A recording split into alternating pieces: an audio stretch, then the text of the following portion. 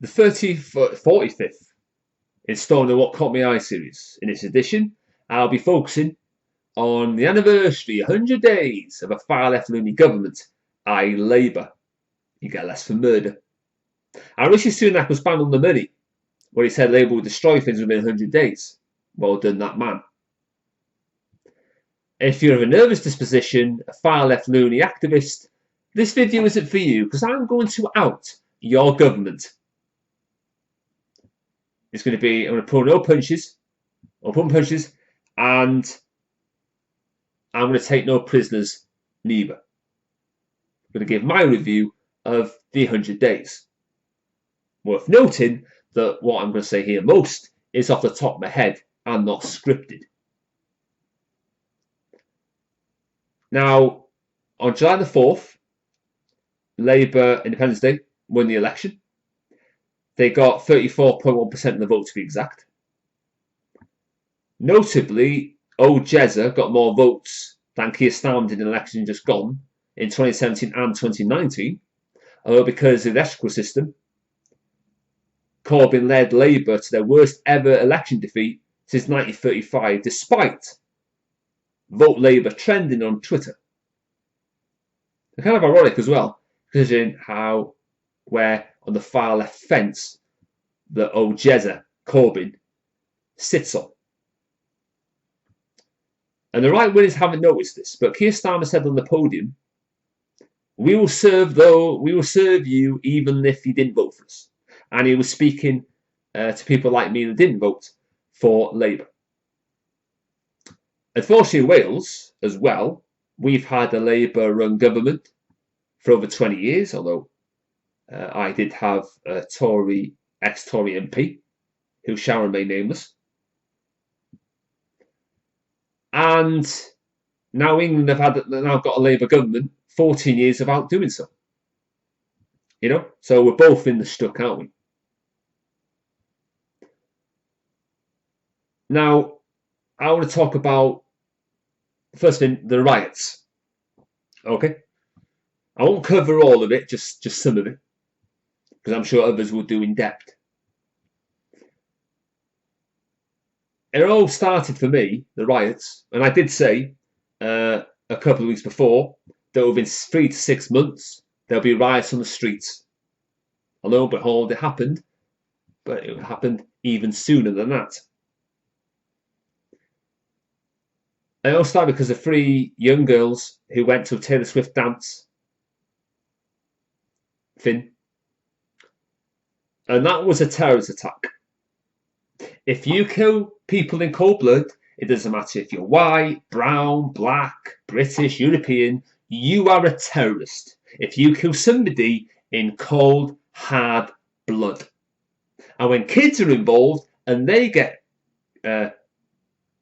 killed, then people are going to be angry, right? Attacking and killing those in society who have done harm to no one, right?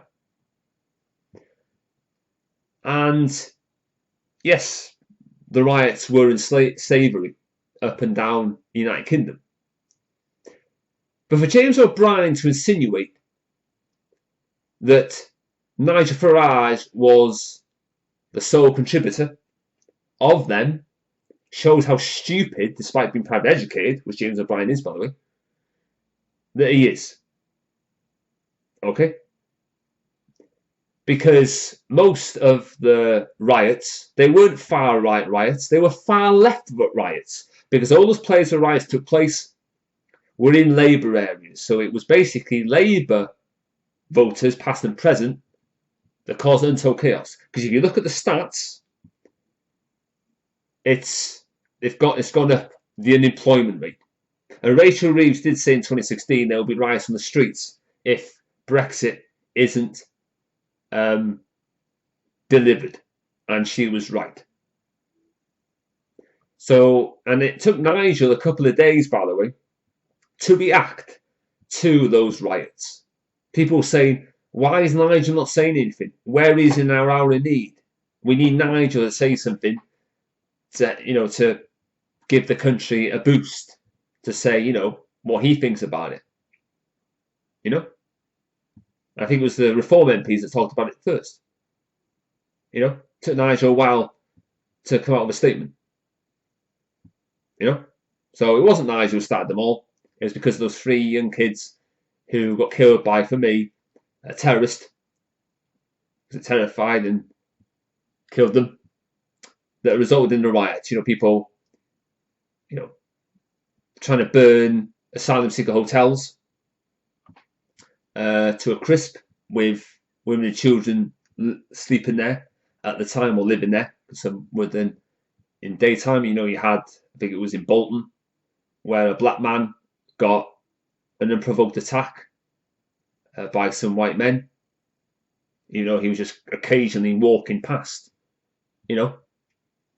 And the riots were in slavery, but I could understand them in a way.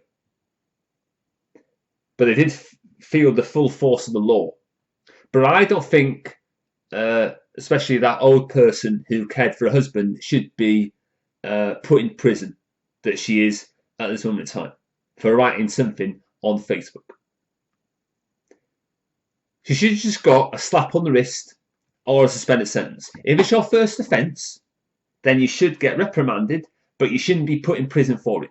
You had that, you know, Tim's fella that's saying it's people in prison that shouldn't be in prison. And I don't think that woman should be in the slammer. Right? Lucy Connolly is still yet to be charged with what she wrote on Facebook, even though she deleted what she said. So they were fast-tracked. Okay? But I doubt anybody who was rioting did what they did, wrote what they wrote, right? And the cause of the riots, allegedly, was somebody from Pakistan. I'll leave that there, on that part. But yeah, that's my interpretation, short interpretation of the riots themselves and what sparked them. Now, Labour have taken the winter fuel allowance, £300 off old age pensioners. Bear in mind, 7 out of 10 disabled pensioners will not get it. And I think 80% all told of pensioners over the just about 10 million mark, 80% of them will not get it. Now, you know, they claim pension credit, but if they're over the limit, about over £8, they won't get the winter fuel allowance, and they've got a document which is 243 pages long. Not as long as the manifesto that Jeremy Corbyn put forward in 2019, but it seemed that it was putting off people, and potentially doing it by purpose to put off people for try and claim winter fuel allowance. And it's a disgusting, cruel, horrible, nasty, vicious thing to do. And Labour have the cheek and the audacity for Keir Starmer in May, before the election took place, to say to Rishi Sunak and drill him, not literally of course, by saying that Tory is going to take the winter fuel allowance. He then does exactly the same thing, only he actually goes through with it, and actually goes and do it. Even though he was mingling with old age pensioners before or during the election. And I never voted for Labour. I could see through Keir Starmer's act. He didn't fool me. Unfortunately, 20% of the electorate were fooled. Because they think, oh, Labour wanted to stop immigration. We don't vote Tory. See ya. But how's it going for you? But that's democracy, I suppose. If you voted for Labour, for me, in a way, you've only got yourselves to fucking blame. You were conned, you were fooled. You should never vote for the loony far-left government. And that's what you've bloody done. And now we've got 5 years of this because of fucking people like you. Just like in London, 40% of people didn't even vote in the London mayoral election. Right? And you had those far-left activists who were celebrating Sadiq Khan getting another bloody term as mayor. And look what's happened in London since he took as mayor. But that's democracy, ladies and gentlemen, and that's how it works. Okay? Although Nigel was saying during the election, oh, Labour's going to win anyway. So on that basis, Nigel, people should just stay at home. Because if it wasn't for Nigel, I suppose, it would have been the worst election results or turnout forever. Because this one was the worst turnout in 2005, since 2005. You know? And if it's not a big story to the far left activists, then why are the Unite had their own vote that Labour should reinstate the £300 for old age pensioners? And why a couple of days ago did Unite outside Westminster, I believe, go with the old people to protest against the £300 winter fuel allowance being scrapped? And even if you're a rich pensioner, for me, you should still get it. Okay? And yeah, they may be well off now, but as we come to the winter months, because winter is on the way, and as we all know, and if you don't, there's always dramatic headlines. The NHS is in crisis. It's overwhelmed at Christmas. Of course it is. And also they've had cheeking the audacity, right? They did an assessment in 2017 that 4,000 oldest pensioners would die if they didn't get the winter fuel allowance. Right? He accused the Tories during the COVID epidemic, right, of killing old people off. And now he's going to do exactly the same. And people who voted for it, they should be, if any old people die, which they will because there's 30 excess deaths in the winter, they should all be up on manslaughter charges. Even if just one on his pensioner dies, it's on their head.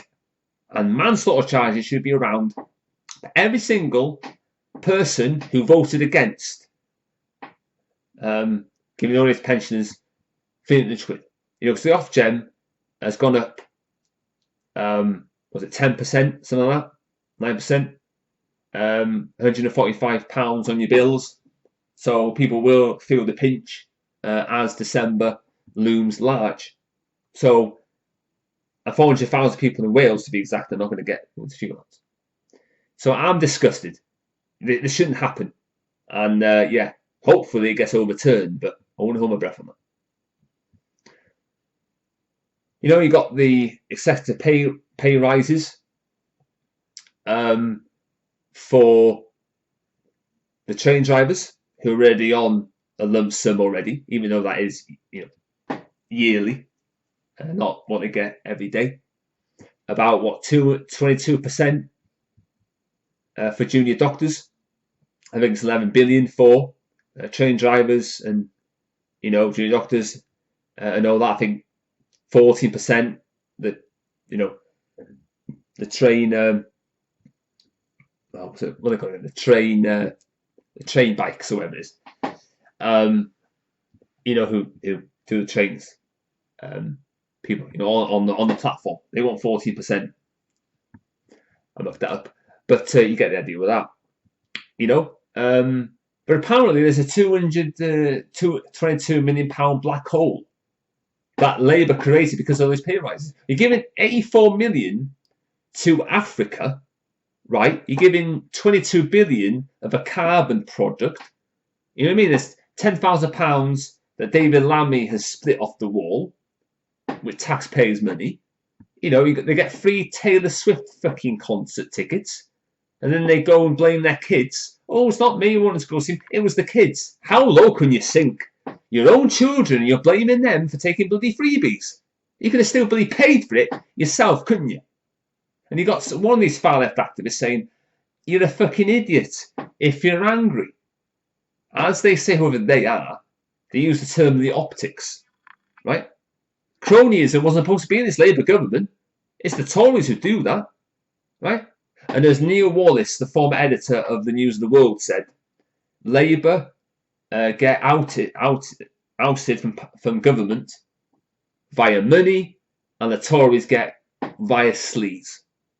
And 100 days as Labour government is an absolute disgrace. They released loads of prisoners, and just to also say, I think there's going to be more prisoners let out on remand later this month. I'm just waiting to see the inflation figures. And I think that Keir Starmer will be gone by Christmas. He won't see Christmas. But then, unfortunately, he'll probably be replaced by Andrew Rayner. Tory scum. This trespass the economy. Thick as the wall, as somebody said a couple of weeks ago. What a horrible woman she is. The ginger growler. Vile woman. A lot I can say about her. But I'll leave that for now.